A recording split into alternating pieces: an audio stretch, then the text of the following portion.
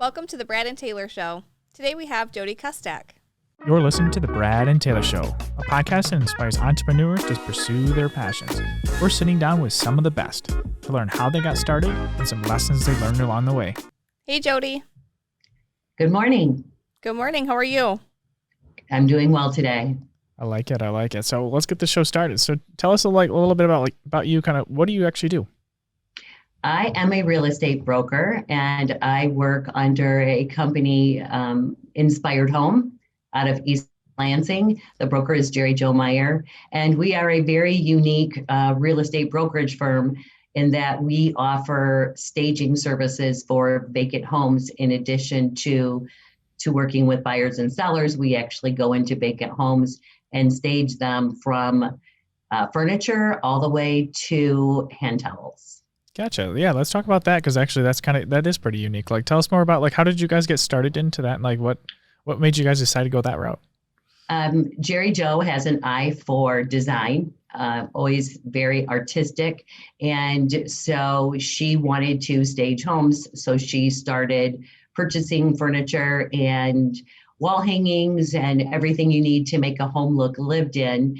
And we've kept records of homes that were staged versus homes that were just vacant, and how long they were on the market, how much higher they sold under contract. She took vacant homes that had been listed with other agents and sat on the market for a year or so, staged them and sold them in days. Oh, wow. So she has a complete warehouse full of home staging furnishings. That's awesome. Good for you guys. Yeah. Well, kind of let's change it up a little bit. When you were younger, is this what you had planned for your future? Or how'd you get into real estate? Absolutely did not plan on working in sales at all. When I was younger, I was very interested in medicine, and I loved all aspects of medicine.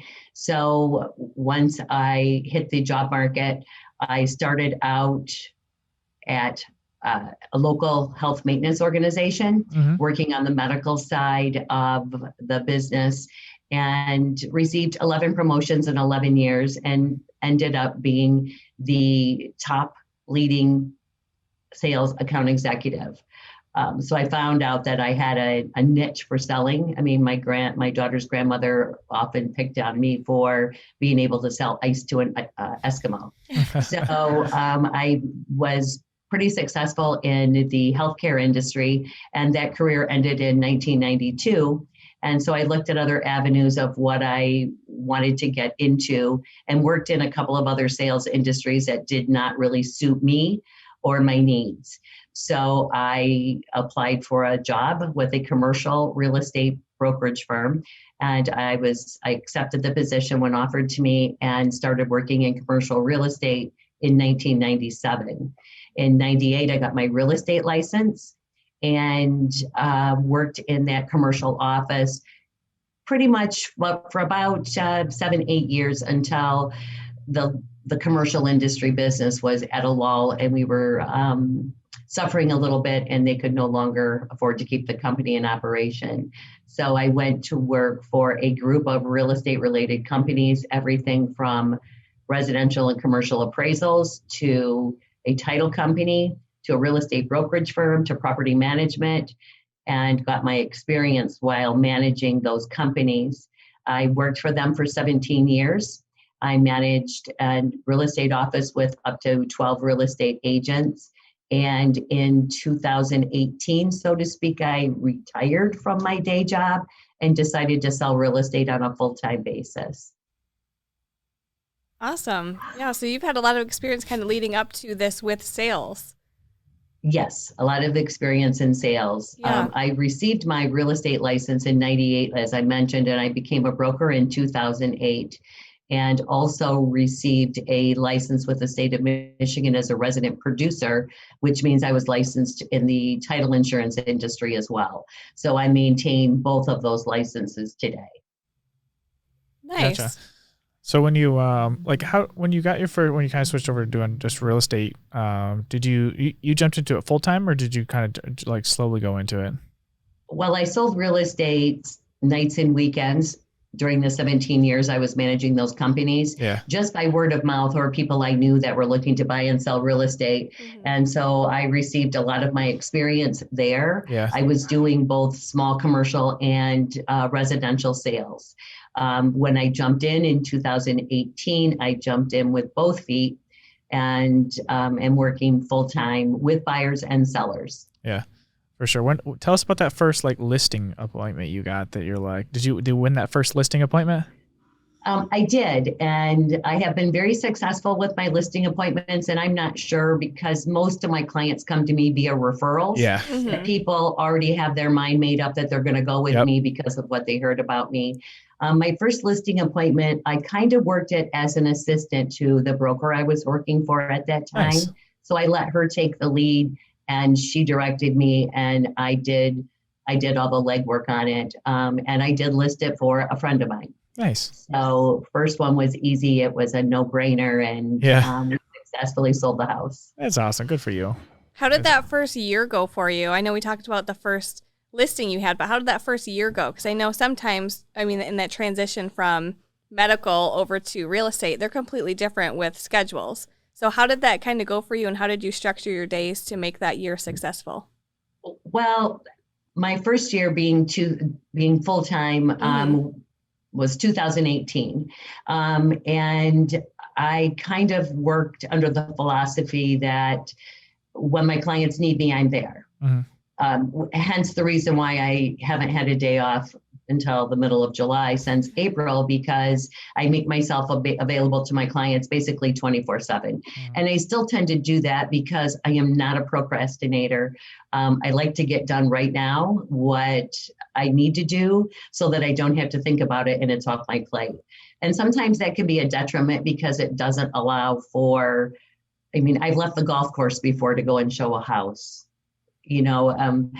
but that's what you need to do to get yourself built up and to start building the rapport with clients that now refer clients to me because I made those exceptions for them.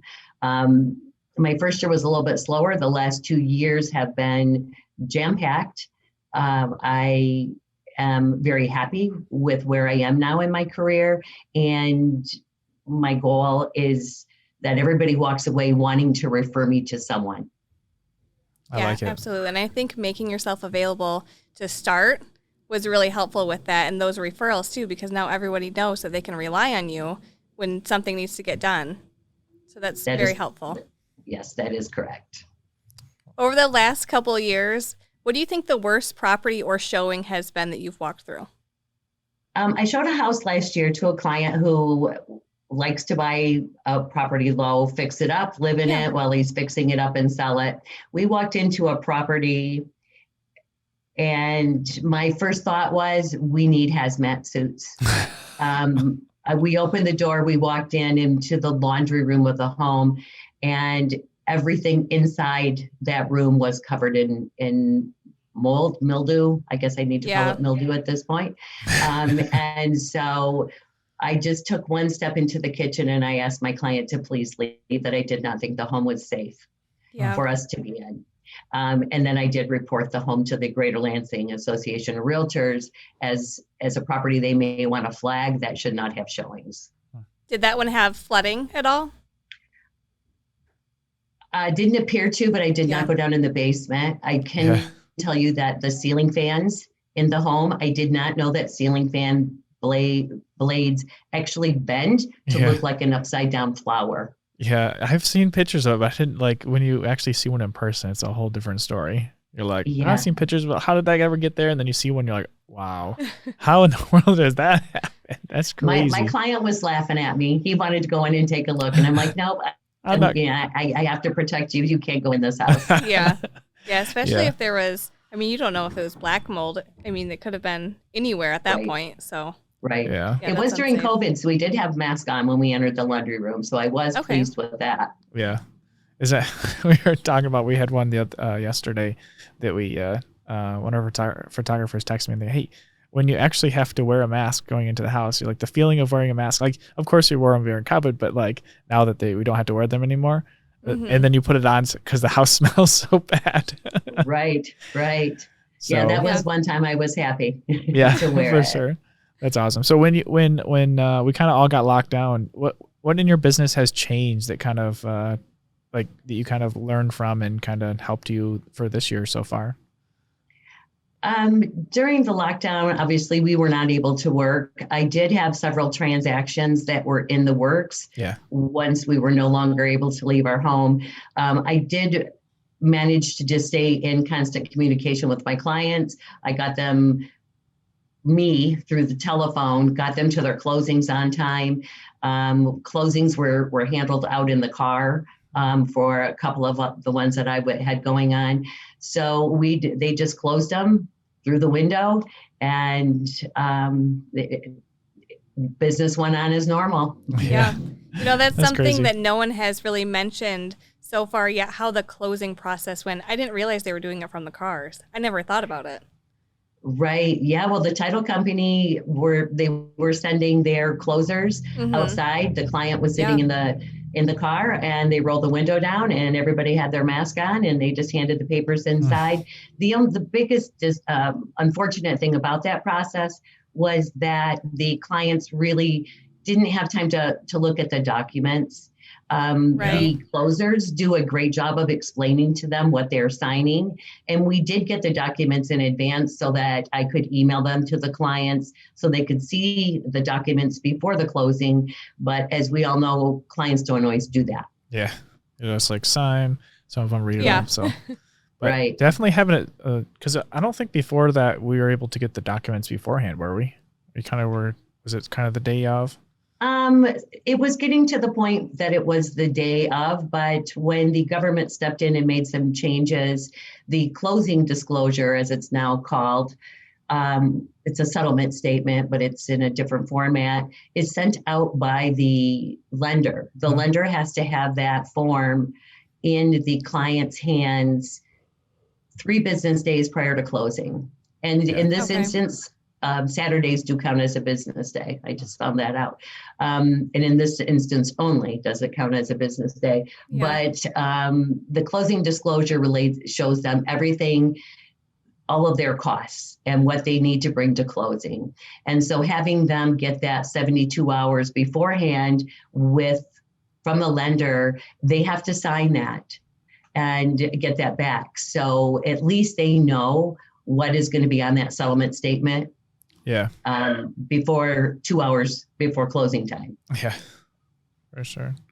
That's awesome. That certainly helps expedite the process. Yeah, definitely. Yeah. If you could start over today with all the knowledge that you have right now, is there anything that you would do differently? Yeah, there is. I probably would look at investing in properties sooner. My greatest financial achievement has been in the investment of real estate properties. And so I think I would look at getting started in that much sooner, earlier in my career, because I think that, I made money on investment property much greater than I would make it on the stock market. Yeah, so great investments. Tell us about your first property. Did you like flip it, or did you like rent it out, or how did you? The first one that I purchased was 4 houses down from where I grew up. I purchased it in the late 70s for $26,000, less than the price of a new car. Yeah. I bought it from my girl I went to high school. I bought it from her parents, and I kept that house until my daughter, who was not born at the time, was old enough to take over the house on her own. Okay. And so I signed the house over to her, and she sold that house probably about 7-8 years ago. So it remained in our family for quite some time. Yeah. And it was a great little house, great starter home. Yeah. That's awesome. In that time frame between, when you purchased it and your daughter kind of took it over, did you rent it out in that time frame, or did you just kind of have it just to keep a hold on for the family? No, I lived in it, and then she lived in it. Okay. Nice. Yeah. Good for you. Yeah. That's awesome. I like it. Is there any? Go ahead. It's a good old house in Eaton Rapids. I like it. Oh. Well, where at? Yeah, it's probably right. Or not the address, but like what we're at in general, because we're in Eaton Rapids. It was on West Street. I grew up on West Street in Eaton Rapids, and the house was 4 doors down. Nice. That's awesome. I like it. Well, let's change it up a little bit. What kind of business books would you recommend to kind of anybody joining real estate or any kind of business at all? Well, what I did when I worked in the healthcare industry, I would go to annual conferences, et cetera, and they always brought in motivational speakers. And I dealt with national companies and major groups when I sold health insurance. And sometimes I needed to listen to something while I was driving on my way to that appointment. Oh, yeah. Just to get me motivated, ready to go, big smile on my face. But I listened to a speaker, actually at the Grand Traverse Resort. His name was Les Brown. Oh, yeah. And he inspired me so much. And I continue to listen to Les Brown now on YouTube.